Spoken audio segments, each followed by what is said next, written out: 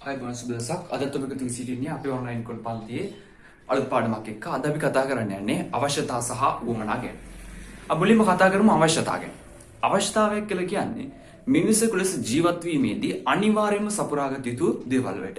මිනිසෙකු ලෙස ජීවත් වීමේදී අනිවාර්යයෙන්ම සපුරාගත යුතු දේවල් වලට කියනවා අවශ්‍යතා කියලා. උදාහරණ විදිහට ආහාර, ඇඳුම් පැළඳුම්, නිවාස, අධ්‍යාපනය, සෞඛ්‍ය, ආරක්ෂාව ඔය වගේ දේවල් අපිට ගන්න පුළුවන් අවශ්‍යතා විදිහට. අපි කියනවා මූලික අවශ්‍යතා කියලා. මිනිස්සුක ලෙස ජීවත් වීමේදී අනිවාර්යයෙන්ම සපුරාගත යුතු දේවල් වලට තමයි අවශ්‍යතා කියන්නේ. මොනවාද? ආහාර, නිවාස, අධ්‍යාපනය, ඇඳුම් පැළඳුම්, සෞඛ්‍ය, ආරක්ෂාව මේ දේවල් ගන්න පුළුවන් මූලික අවශ්‍යතා විදියට. මූලික අවශ්‍යතා විදියට. ඔය අවශ්‍යතා සපුරා ගන්න තියෙන විවිධ ක්‍රම වලට කියනවා උවමනා කියලා. අවශ්‍යතා සපුරා ගන්න තියෙන විවිධ ක්‍රම වලට කියනවා උවමනා කියලා. දැන් අපි උදාහරණයක් ගමු. මේ ආහාර කියන අවශ්‍යතාවය ගන්න. ආහාර කියන අවශ්‍යතාවය ගත්තම මේ ආහාර කියන අවශ්‍යතාවය ඉටු කරගන්න අපිට බත් ගන්න පුළුවන්. බත් වලට අමතරව පාන්, නැත්නම් පිට්ටු, ඉදියාප්ප මේ විදිහට අවශ්‍යතා ඉටු කරගන්න අපිට විවිධ ක්‍රම භාවිතා කරන්න පුළුවන්. ඒ ක්‍රම වලට තමයි ඒකට උවමනා කියන්නේ. අවශ්‍යතා ඉටු කර ගැනීමට භාවිතා කරන විවිධ ක්‍රම වලට කියනවා උවමනා කියලා. ඒ විදිහට අපි නිවාස ගත්තොත් නිවාස, තට්ටු නිවාස, තල්පත් නිවාස, පාම් ලුක්කු, ඒ වගේම ගල් ගුහාවක් වුණත් වෙන්න පුළුවන්. මිනිසුන් තමන්ගේ නිවස විදිහට භාවිතා කරනවා නම් ඒක අවශ්‍යතාවය ඒගොල්ලන්ගේ නිවාස කියන අවශ්‍යතාවය ඉටු කරගන්න නම් අපිට ඒකවල කියනවා සියල්ල උවමනා විදියට. මෙන්න නිවාස කියන අවශ්‍යතාවය, ඒ නිවාස කියන අවශ්‍යතාවය ඉටු කරගන්න ඒගොල්ලන්ට පාවිච්චි කරන්න පුළුවන් තට්ටු නිවාස, තල්පත් නිවාස, මුඩුක්කු සහ ඒ ආශ්‍රිත නිවාස. එහෙම නැත්නම් ගල් ගුහාවක් වුණත් වෙන්න පුළුවන්. ඒ ඕන එකක් අයිති වෙන්නේ නිවාස කියන අවශ්‍යතාවයට. එයා ඉටු කරගන්න භාවිතා කරන උවමනා විදියට. ඒ වගේම අධ්‍යාපනය ගන්න පුළුවන්, ඇඳුම් පැළඳුම් ගන්න පුළුවන්, සෞඛ්‍ය, ආරක්ෂාව මේ සියල්ල අයිති වෙන්නේ අවශ්‍යතා විදියට. මේ අවශ්‍යතා සපුරා ගන්න තියෙන විවිධ ක්‍රම අපිට පෙන්වන්න පුළුවන් උවමනා විදියට. අධ්‍යාපනය කියන අවශ්‍යතාව ඉටු කරගන්න පාසල්, ගුරුවරු, පොත්පත්, YouTube වීඩියෝ ඔය වගේ ඕන දෙයක් භාවිතා කරන්න පුළුවන් අධ්‍යාපනය කියන අවශ්‍යතාවය ඉටු කරගන්න. ඇඳුම් පැළඳුම් කියන අවශ්‍යතාවය ඉටු කර ගැනීමට කලිසම්, කමිස, ගවුම්, සාරේ, සරම් ඔය විදිහට අවශ්‍යතාවය ඉටු කරගන්න අපිට විවිධ උවමනා පාවිච්චි කරන්න පුළුවන්. සෞඛ්‍ය කියන එකටත් එහෙම, ආරක්ෂාවටත් එහෙම. මේ විදිහට විවිධ අවශ්‍යතා ඉටු කරගන්න අපිට විවිධ උවමනා භාවිතා කරන්න පුළුවන්.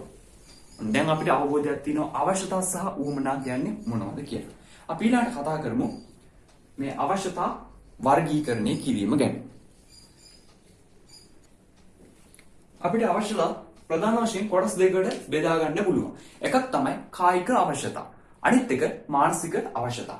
කායික අවශ්‍යතා කියන්නේ අපි දැන් කතා කරපු අවශ්‍යතා. ඒ කියන්නේ භාණ්ඩයක් හෝ සේවාවක් මගින් ඉටු කරගන්න පුළුවන් අවශ්‍යතා වලට කියනවා කායික අවශ්‍යතා කියලා. භාණ්ඩයක් හෝ සේවාවක් පරිභෝජනය කිරීම තුළින් ඉටු කරගත හැකි අවශ්‍යතා වලට කියනවා කායික අවශ්‍යතා කියලා. ඒක අපි කතා කරා. මානසික අවශ්‍යතා කියලා කියන්නේ භාණ්ඩයක් හෝ සේවාවක් මගින් ඉටු කරගත නොහැකි අවශ්‍යතා. භාණ්ඩයක් හෝ සේවාවක් පරිභෝජනය කිරීම තුළින් ඉටු කරගත නොහැකි අවශ්‍යතාවලට කියනවා මානසික අවශ්‍යතා කියලා. උදාහරණයක් විදිහට මානසික අවශ්‍යතාවලට උදාහරණ ආදරය, කරුණාව, සෙනෙහස, දයාව ඒ වගේ දේවල් තමයි මානසික අවශ්‍යතාවලට අපිට උදාහරණ විදිහට පෙන්වන්න පුළුවන්. එතකොට ඒ වගේ දේවල් කඩේකින් ගන්න බෑ. ඒක ඉස්සලාගේ භාණ්ඩයක් හෝ සේවාවක් මගින් පරිභෝජනය කරගන්න බෑ. එහෙනම් මේ මානසික අවශ්‍යතා කියනවා භාණ්ඩ හෝ සේවාව මගින් ඉටු කරගන්න බැරි අවශ්‍යතා. කඩේ ගිහිල්ලා අපිට මිලදී ගන්න බෑ. ඒවා අපි ආර්ථික විද්‍යාව කතා කරන්නේ නැහැ. අපි කතා කරන්නේ මේ භාණ්ඩයක් හෝ සේවාවක් මගින් ඉටු කරගන්න පුළුවන් අවශ්‍යතා විතරයි. ඒතකොට අවශ්‍යතා වර්ගීකරණයේදී අපි කතා කරන අවශ්‍යතා වර්ග කොටස් දෙකකට බෙදෙනවා. එකක් කායික අවශ්‍යතා, අනිත් එක මානසික අවශ්‍යතා. කායික අවශ්‍යතා කියලා කියන්නේ භාණ්ඩ හෝ සේවාවක් මගින් ඉටු කරගන්න පුළුවන් ඒවා.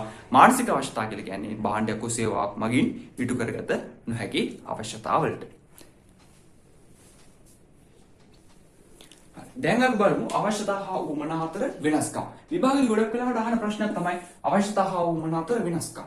වෙනස්කම කියලා අපි ඇහුවොත් ප්‍රශ්නයක් අපින් ඇහුවොත් අපි කරන්න ඕනේ මේක වගුවක් ආකාරයෙන් තමයි අපි පෙන්නන්න ඕනේ.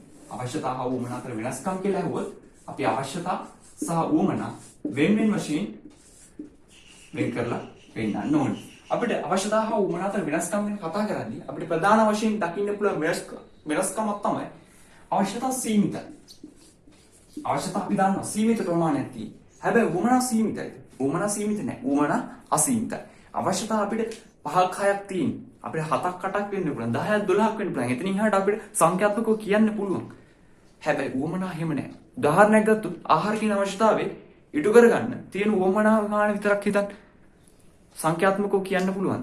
ආහාර කොච්චර වර්ග ප්‍රමාණයක් තියෙනද? අපි ආහාර කියන අවශ්‍යතාවයට අදාළ උවමනා ගැන කතා කරන්න ගත්තොත් අද කතා කරලා ඉවර කරන්න වෙන්නේ නැහැ. ඒ තරම් ආහාර වර්ග තියෙනවා ලෝකේ.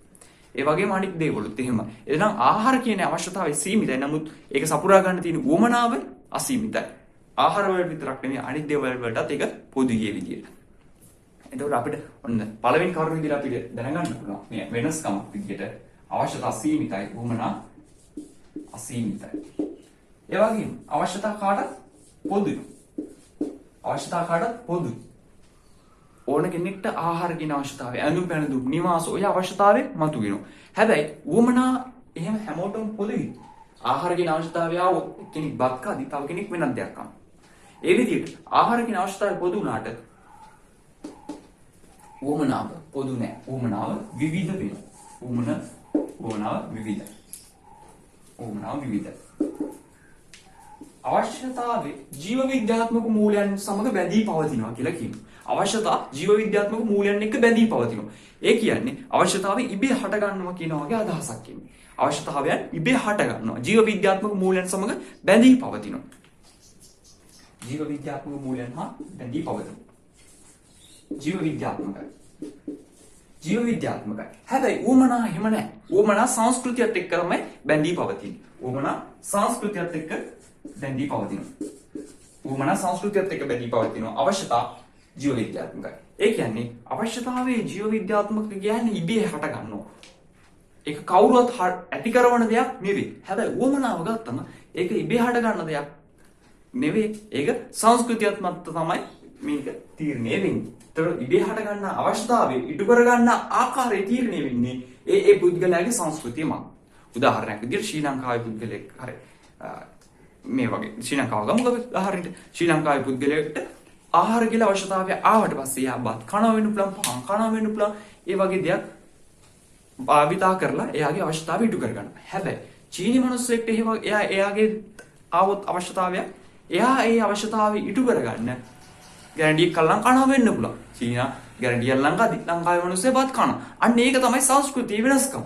සංස්කෘතියෙන් සංස්කෘතියට වෙනස් වෙනවා. එතන වෙනස්කමක් තියෙනවා. ඒක තමයි කියන්නේ එතන සංස්කෘතිය මත යා වෙනස් වෙනවා. මෙයා ජීව විද්‍යාත්මකව ඇති වෙනවා. අවශ්‍යතාවය කියන එක ජීව විද්‍යාත්මකයි. ඒක ඉබේ ඇති වෙන දෙයක්. හැබැයි සංස්කෘතිය මත එයා ඒක ඉටු කරගන්න ආකාරය වෙනස් වෙනවා කියලා එතනදී කියනවා. අපිට තව කරුණක් කතා කරන්න පුළුවන් අවසාන කරුණ විදියට. දැන් කරුණු තුනක් කතා කරා. අවශ්‍යතා සීමිතයි, උවමනා අසීමිතයි, අවශ්‍යතා පොදුයි, උවමනා විවිධයි, අවශ්‍යතා ජීව විද්‍යාත්මකයි, උවමනා සංස්කෘතියත් එක්ක බැඳී තිබෙනවා. ඊට පස්සේ අවසාන කරුණ විදියට කතා කරන්න පුළුවන් අවශ්‍යතා කාලයත් සමග වෙනස් වෙන්නේ නැහැ. කාලයත් එක්ක වෙනස් වෙන්නේ නැහැ. අතීතයේ තිබෙත් ආහාරමයි, වර්තමානයේත් ආහාරමයි, අනාගතයේත් ආහාරමයි.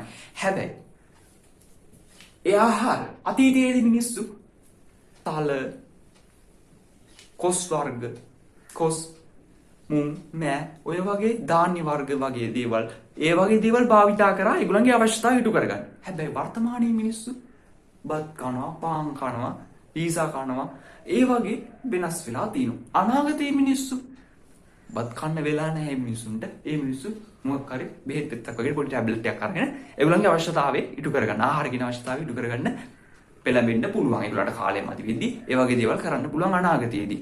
එතකොට පැහැදිලි වෙනවා අවශ්‍යතා කාලයත් එක්ක වෙනස් වෙන්නේ නැහැ. නමුත් ඒ අවශ්‍යතාවය සපුරා ගන්න උවමනාව කාලයත් සමග වෙනස් වෙනවා.